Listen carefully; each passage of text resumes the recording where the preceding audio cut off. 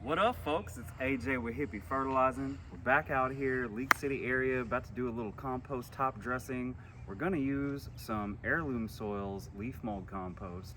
I was using other materials in the past, really good materials, but what I like about the Heirloom Soils leaf mold compost is that it is fine screened, so I know what consistency I'm getting every single time. And when you wanna do a premium top dressing, you don't want it to be chunky, right? I like my Chips Ahoy chunky, I like some chocolate in my ice cream chunky, but not my freaking compost, okay? So let's rip this open.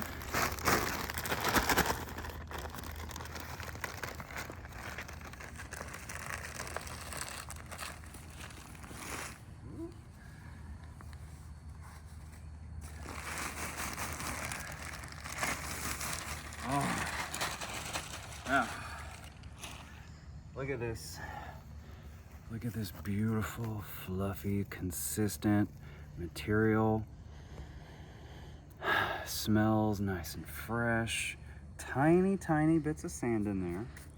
Super light, super dry. Just take our handy dandy rake and start spraying.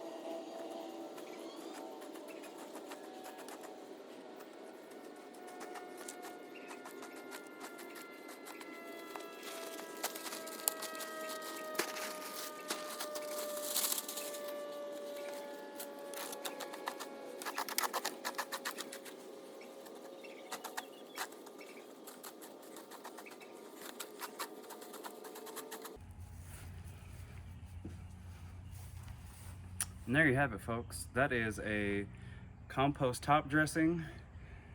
7 bags right there. We have one more that we're gonna put in a little patch in the back.